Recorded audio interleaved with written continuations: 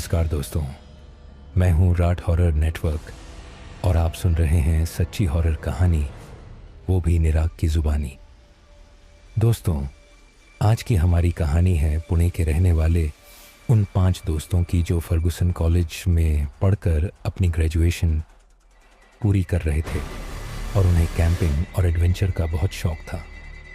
एक बार जब वह जंगल में कैंपिंग के लिए गए तब उन्होंने अपने 2 दोस्तों को हमेशा के लिए खो दिया और ये कहानी हमें उन्हीं में से एक दोस्त ने भेजी है जिनका नाम है आदित्य बर्वे। तो दोस्तों, चलिए अब ये कहानी आदित्य जी के ही पॉइंट ऑफ व्यू से सुनते हैं। लेकिन उससे पहले एक बात मैं आप सभी से कहना चाहता हूँ कि दोस्तों, आपने हॉरर कहानियाँ तो बहुत सुनी होंगी, लेकिन इस कहानी में आपको सच में डर का एहसास होने वाला है और डर आपकी रूह तक उतरने वाला है। अगर आप डर को और डीपली फील करना चाहते हैं तो हेडफोन का यूज़ करें। और दोस्तों, आप लोग कहानी तो सुन लेते हैं लेकिन हम जैसे छोटे क्रिएटर्स को सपोर्ट नहीं करते हैं गाइस, इसीलिए आप लोगों से विनती है कि अगर आप चैनल पर नए हैं तो चैनल को सब्सक्राइब करके बेल आइकॉन ज़रूर से प्रेस कर लें ताकि आपकी और हमारी नज़दीकी और बढ़ जाए और डर की दस्तक सीधे आपके मोबाइल में हो। और अगर कहानी आपको पसंद आए तो एक लाइक भी कर दीजिएगा ताकि हमारा मनोबल बढ़ सके। तो चलिए अब बिना देरी के यह कहानी आदित्य जी के पॉइंट ऑफ व्यू से शुरू करते हैं।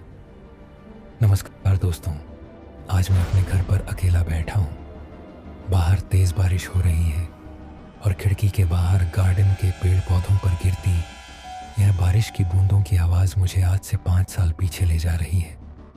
हाँ दोस्तों, आज से ठीक 5 साल पहले का वही दिन जब हम 5 दोस्त थे, लेकिन आज केवल 3 रह गए हैं। मैं, राघव और विवेक, अर्जुन और मयंक, जो कि अब सिर्फ हम तीनों की यादों में ही रह गए हैं।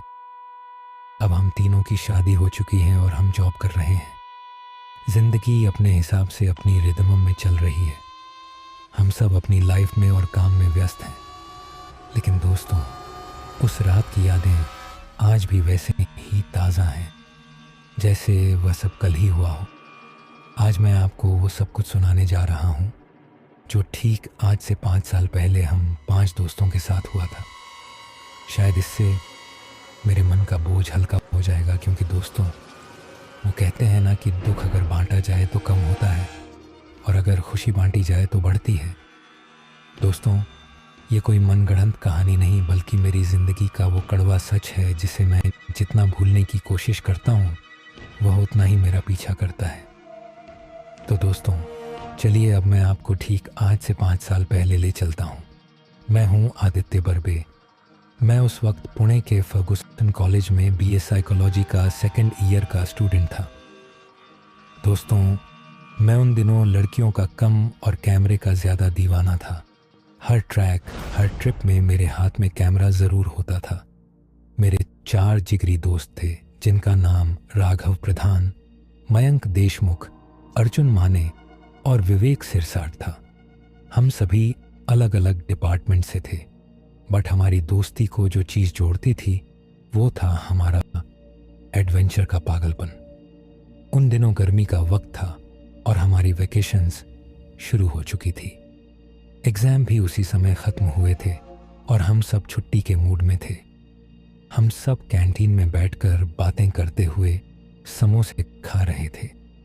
मयंक ने सबसे पहले कहा कि इस बार गोवा या लोनावाला नहीं बल्कि कुछ अलग करते हैं, बिल्कुल रोमांच से भरा हुआ जिसमें डर हो और फुल एडवेंचर हो। विवेक ने मयंक से मजाकिया लहजे में कहा कि तू कहना क्या चाहता है मयंक?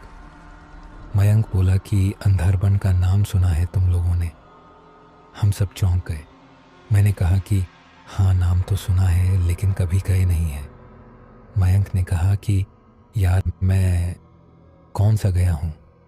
मैं ये कह रहा हूँ कि क्यों ना हम वहाँ 5 दिन की कैंपिंग के लिए चलें। दोस्तों, अब ज़रा अंधारबन के बारे में भी थोड़ी बात कर लेते हैं। अंधारबन यानी कि अंधेरे का जंगल, जो कि पुणे के बाहर तबुरणी और भीरा डैम के बीच का घना जंगल था। बारिश के मौसम में तो वहाँ धुंध के कारण दिन में भी अंधेरा रहता है। मयंक ने कहा कि मैंने मेरे दादाजी से सुना था कि वहाँ उस जंगल में एक पुरानी अंग्रेज़ों के ज़माने की हवेली है जो कि ब्रिटिश लोगों ने बनवाई थी। उसकी यह बात सुनकर हम सब ने कहा कि लेकिन मयंक, हमने तो कभी नहीं सुना कि वहाँ कोई पुरानी हवेली भी है। तो उसने कहा कि उस हवेली को केवल पुराने बुजुर्ग लोग ही जानते हैं, जैसे कि मेरे दादाजी और आज की जनरेशन के लोग उस हवेली के बारे में कुछ नहीं जानते और वहाँ जो हवेली है वो भूतिया है। हमने यह सुनकर तुरंत 5 दिन के ट्रैक और कैंपिंग का प्लान बना लिया। दोस्तों, हम लोगों ने काउंटर पर बिल पे किया और निकल पड़े कैंपिंग की तैयारी के लिए। लेकिन मौसम गर्मी का था, इसलिए हमें तैयारी भी उसी हिसाब से करनी थी। हमारे ग्रुप का राघव, जो कि कंप्यूटर साइंस का ब्रिलियंट स्टूडेंट था, उसने जंगल की और हवेली की सारी रिसर्च की, लेकिन उसे हवेली के बारे में ज़्यादा कुछ ऑफिशियली पता नहीं चला क्योंकि वो हवेली का नाम नएली का नाम कहीं भी दर्ज नहीं था। हमें एक पल के लिए लगा कि वो हवेली वाकई में है भी या नहीं, लेकिन फिर हमने सोचा कि हवेली चाहे हो या ना हो, लेकिन अब प्लान कैंसिल नहीं होगा। विवेक, जो कि हमारा ट्रिप मैनेजर था, इस बार भी हमने उसे ही ट्रिप मैनेजर बनाया था। उसने सारे ज़रूरी सामान की लिस्ट बनाई जिसमें टेंट्स, गैस स्टोव, पानी, ढेर सारा स्नैक्स, खाने का रॉ मटेरियल, कपड़े, टॉर्च और कंपास सेट था। उसने ये सब चीज़ें इकट्ठा की और अर्जुन, उसने 2 बोतल ओल्ड मक्की अपने बैग में छुपा ली। अब हम सबकी पूरी तैयारी थी। हमने डिसाइड किया था कि हम लोग अपनी बोलेरो से जाएंगे और पिपरी गांव में उसे खड़ा करेंगे और वहीं आसपास ही कैंपिंग करेंगे ताकि अगर कोई दिक्कत हो तो हम लोग गांव वालों के टच में रहें और हम 1 जून की सुबह अपनी बोलेरो से निकल पड़े। रास्ता था मूलशी घाट होते हुए पिंपरी विलेज तक का। चारों ओर हरियाली, पहाड़ी रास्ते और धीरे धीरे शहर की भागम भाग और भीड़ भरी जिंदगी से दूर निकलते हम 5 दोस्त उस कैंपिंग और रोमांच के लिए बेताब थे। दोपहर करीब 2 बजे हम पिपरी गांव पहुंचे और गाड़ी हमने व्यवस्थित खड़ी की और ज़रूरत का हर सामान हमने हमारे साथ लिया और झूमते हुए जंगल की ओर चल दिए। और वहां से हमारा ट्रैक शुरू हुआ। दोस्तों, जैसे जैसे हम लोग जंगल में अंदर घुसते गए वैसे वैसे वातावरण बदलने लगा। सूरज हमारे सिर के ऊपर था, लेकिन पेड़ों की घनी छांव की वजह से जरा भी धूप नहीं लग रही थी। हवा में नमी थी और हर कदम पर ऐसा लगता कि जैसे हमें कोई देख रहा हो। लेकिन हम लोग एडवेंचर के मूड में थे, तो हमारे अंदर डर का कहीं नामो निशान तक नहीं था। पहले दिन हमने कोड़े विलेज के पास एक खुले मैदान में कैंप लगाया। हम लोगों ने खाना बनाया, गाने सुने और फिर विवेक ने कहा कि यार, एक यहीं का लोकल आदमी बता रहा था कि इस जंगल के अंदर कहीं एक पुरानी हवेली है ब्रिटिश ज़माने की। वो जगह शापित है, इसीलिए लोग उधर नहीं जाते। यह सुनकर अर्जुन की आंखों में चमक आ गई और तुरंत बोला कि भाई, कल ही चलते हैं उस हवेली की तरफ। मैं बहुत बेताब हूँ वो अंग्रेज़ों के ज़माने की हवेली देखने के लिए। वो हम सबका चेहरा देखकर बोला, जो डर गया समझो मर गया।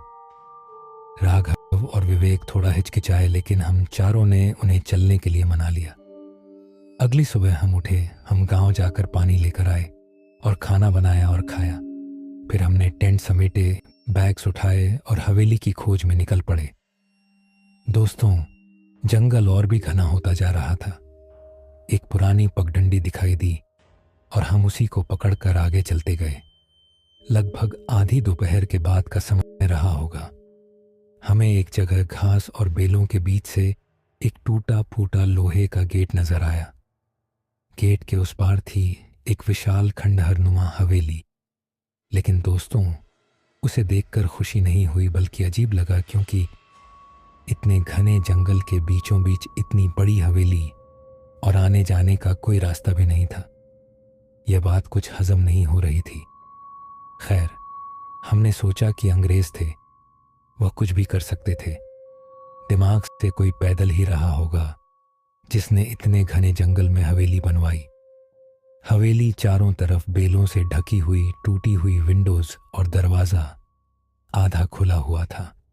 हवेली के चारों ओर ऐसी बदबू आ रही थी जैसे कुछ सड़ा हुआ हो, लेकिन बदबू हल्की थी तो हमने यह सोच के इग्नोर कर दिया कि शायद कोई जानवर आसपास मर गया होगा। मयंक ने खुशी से छलकते हुए कहा कि दोस्तों, यही है वह जगह, चलो अंदर चलते हैं। मैंने कैमरा उठाया, एक फोटो क्लिक की। मुझे आंखों से देखने पर ऐसा लगा जैसे खिड़की के पीछे एक परछाई खड़ी है और हमें अंदर बुला रही हो, लेकिन कैमरे में कुछ नहीं आया। हम सब ने एक दूसरे की ओर देखा। हम में से कई चेहरे खुश थे और कई चेहरों पर थोड़ा अजीब एक्सप्रेशन। वहां एक अजीब सी खामोशी थी, जैसे उस जगह पर किसी ने शांति बना रखी हो, और अगर शांति टूटेगी वो नाराज हो जाएगा। लेकिन फिर भी हमारे कदम खुद उस दरवाजे की ओर बढ़ाते चले गए। हम जैसे ही बाहर बाउंड्री का वो लोहे का दरवाज़ा खोलकर अंदर गए तो ऐसा लगा जैसा हवा भारी हो गई है और एक अजीब सी सड़ी हुई चीज़ की बदबू आ रही है और वहाँ की हवा ठंडी हो गई है। हमने हवेली का मेन डोर खोला। अंदर फर्श टूटा फूटा हुआ था। चारों तरफ जाले और धूल, दीवारों पर काई जमी हुई थी और छत की लकड़ियां चटक रही थीं। लेकिन सबसे अजीब चीज थी तो वह वहां की शांति थी। एक ऐसी खामोशी जिसमें कोई अपना नाम चिल्लाए तो भी उसकी आवाज शायद लौट कर ना आए। अर्जुन आगे बढ़ा और बोला कि वो देखो, ऊपर की सीढ़ियां अभी भी सही हैं, चलो ऊपर चलते हैं। हमने टॉर्च चलाई और अर्जुन की बात मानकर उसके पीछे पीछे ऊपर फर्स्ट फ्लोर की ओर चल दिए। और जैसे ही हम सब फर्स्ट फ्लोर पर पहुंचे तो देखा कि दीवार पर एक औरत की पेंटिंग ठगी हुई है और उसका चेहरा डरावना था, आंखें एकदम लाल, और वो पेंटिंग को देख के ऐसा लग रहा था कि जैसे सच में वो औरत हमें देख रही हो। और नीचे लिखा हुआ था कि वापस जाओ। विवेक वो पेंटिंग देख के डर गया और बोला कि यह सब मजाक नहीं है, हमें यहाँ से वापस चलना चाहिए। लेकिन हम सब ने जिद की कि अब जब यहाँ तक इतनी दूर से आ ही गए हैं तो बिना देखे और बिना एक्सप्लोर किए कैसे चले जाएं। बस आधा घंटा और फिर चलेंगे। लेकिन हमारे इतना कहते ही वह पेंटिंग जो दीवार में टंगी हुई थी वह अचानक दीवार से नीचे गिर पड़ी, जैसे उसने हमारी बातें सुन ली हो और उसे हमारी बात बिल्कुल पसंद ना आई हो। हम उस पेंटिंग के पास गए और हाथ से उठाकर देखा तो भाई वो ऐसी लग रही थी जैसे कि आज ही किसी ने वो पेंटिंग बनाई हो। और उसकी आंखें जो लाल थीं उनमें से खून जैसा कुछ लिक्विड बह रहा था। एक पल के लिए तो हम सबके रोंगटे खड़े हो गए, लेकिन हम लोग एडवेंचर प्रेमी थे, इसीलिए हमने उस पर ज़्यादा ध्यान नहीं दिया और वह पेंटिंग को उठा के एक साइड में रख दिया और हमने एक्सप्लोरेशन जारी रखा।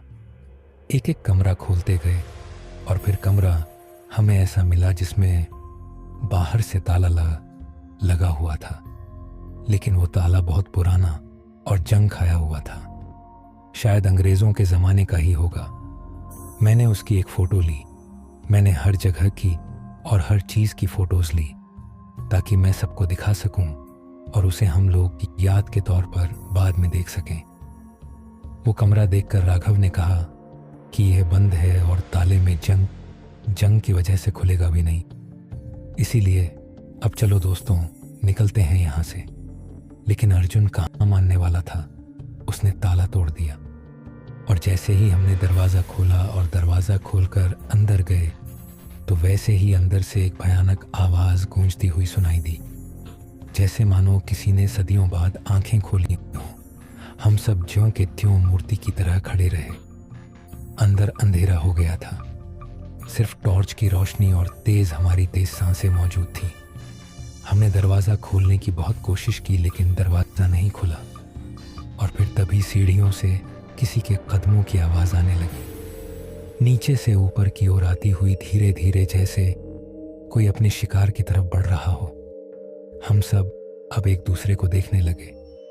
अर्जुन फिर दरवाजे की ओर भागा और उसे खोलने की कोशिश की, लेकिन वो नहीं खुला, जैसे कि पूरी ताकत से बंद हो। और तभी वह आवाज़ जो किसी के चलने की आ रही थी वो अचानक से बंद हो गई। मैंने कहा कि हो सकता है कि हम लोगों को भ्रम हुआ हो, और इतने सुनसान जंगल में भला कौन आएगा, और दरवाजे इतने पुराने हैं इसलिए शायद खुल नहीं रहे हैं। चलो अब कुछ खोजबीन करते हैं, दरवाज़ा बाद में खोल लेंगे। लेकिन हमारे इतना कहते ही वह पेंटिंग जो दीवार में ठगी हुई थी वो अचानक दीवार से नीचे गिर पड़ी, जैसे उसने हमारी बातें सुन ली हों और उसे हमारी बात बिल्कुल पसंद ना आई हो। हम उस पेंटिंग के पास गए और हाथ से उठा के देखा तो भाई वो ऐसी लग रही थी जैसे कि आज ही किसी ने वो पेंटिंग बनाई हो, और उसकी आंखें जो लाल थीं उनमें से खून जैसा कुछ लिक्विड बह रहा था। एक पल के लिए तो हम सब के रोंगटे खड़े हो गए, लेकिन हम लोग एडवेंचर प्रेमी थे इसीलिए हमने उस पर ज़्यादा ध्यान नहीं दिया। और अब हल्की हल्की पुराने सड़े हुए कपड़ों की और लकड़ियों की बदबू आने लगी थी, और उस माहौल में वो बदबू और भी गहरी लग रही थी। लेकिन हम लोगों पर एडवेंचर का भूत इतना सवार था कि हमने इन बातों पर ज़्यादा ध्यान नहीं दिया। मयंक किसी किताबों की अलमारी के पास जाकर कुछ पढ़ने की कोशिश कर रहा था। मैंने जैसे ही उस शीशे में देखा और उसमें देखते ही मुझे कुछ अजीब सा लगा। पीछे अर्जुन खड़ा था, लेकिन उसके बगल में कोई और भी दिखा। क्या लगता है दोस्तों आपको कि क्या देखा होगा मैंने? आप अभी तुरंत कमेंट करके बताइए। लेकिन आप लोग इतने आलसी हैं कि आप लोग कहाँ कमेंट करेंगे। चलिए मैं ही आपको बता देता हूँ कि मैंने क्या देखा। मैंने देखा कि अर्जुन के बगल में एक काली सी परछाई खड़ी थी, लेकिन मैंने जब पलट कर देखा तो वहाँ कुछ भी नहीं था। मैंने खुद से कहा कि हो सकता है फालतू की इमेजिनेशन हो। तभी राघव ने मुझसे पूछा कि क्या हुआ आदित्य? मैंने कहा कि कुछ नहीं राघव, बस यूं ही कुछ दिमाग में आ गया था। तभी ऊपर की मंजिल से एक तेज आवाज आई, जैसे कोई भारी चीज बहुत जोर से गिरी हो। हम सब चौंक गए। मयंक ने धीरे से कहा कि शायद यहाँ हमारे अलावा भी कोई है। हमने फैसला किया कि पहले इस कमरे से बाहर निकलते हैं, फिर देखेंगे कि कौन है बाहर। अर्जुन ने फिर से दरवाजे को जोर से धक्का मारा, और अजीब बात यह थी कि अब वो दरवाज़ा एक झटके में खुल गया। हम सब ने एक दूसरे के चेहरे को इस भाव के साथ देखा कि कुछ तो गड़बड़ है यहाँ। हम उस कमरे से बाहर निकले और एक राहत की सांस ली। अब धीरे धीरे ऊपर उसी मंजिल की ओर बढ़ने लगे जिधर से वो आवाज़ आई थी। हमने जैसे ही सीढ़ियाँ चढ़नी शुरू की, अर्जुन ने इशारा किया कि वो देखो ऊपर कोई लाइट जल रही है। दोस्तों लाइट तो जल रही थी, लेकिन ये कैसे हो सकता था? क्योंकि इस पूरे जंगल में कोई पावर लाइन नहीं थी और हवेली तो सालों से वीरान पड़ी थी। लेकिन विवेक ने कहा कि हो सकता है कि शायद किसी के पास जनरेटर हो, लेकिन उसकी आवाज़ ये कहते हुए डर रही थी और कांप रही थी। उसने कहा कि दोस्तों चलो यहाँ से, यहाँ कुछ ठीक नहीं है। मैंने कहा कि तू चुप कर यार, फालतू में खुद तो डरता है और दूसरों को भी डराता है। वो चुप हो गया। हम सब जब ऊपर पहुंचे तो देखा कि झूमर नीचे गिरा पड़ा था। कांच के टुकड़े फैले हुए थे, लेकिन जो सोचने वाली बात थी वो यह कि छत से झूमर खुद कैसे गिरा। हमने इधर उधर देखा, लेकिन वहां कोई नहीं था। तभी एक कमरे से धीमी सी आवाज आई, जैसे कोई औरत गुनगुना रही हो। हम सब वहीं रुक गए, लेकिन कुछ चेहरे तो खुश हो गए कि यहाँ कोई लेडीज भी है। मैंने कहा कि खुश मत हो, अगर कोई यहाँ है तो हमें उसकी मदद करनी होगी। राघव ने पूछा कि यह गाने की आवाज़ आ कहाँ से रही है। मैंने उसी कमरे की ओर टॉर्च की जिसकी तरफ से वह आवाज़ आ रही थी। देखा तो वो दरवाज़ा आधा खुला था। अंदर एक औरत सफ़ेद साड़ी में खिड़की के सामने बैठी थी। उसकी पीठ हमारी तरफ थी। उसके हाथ में कोई म्यूज़िक बॉक्स था जो खुद चल रहा था, और सेम वही धुन बज रही थी जो हमने सुना था। हमने अर्जुन को रोका, लेकिन वो खुशी से छलकते हुए अंदर घुस गया और उस औरत के कंधे पर हाथ रख दिया। हम सब बाहर दरवाजे पर ही खड़े थे।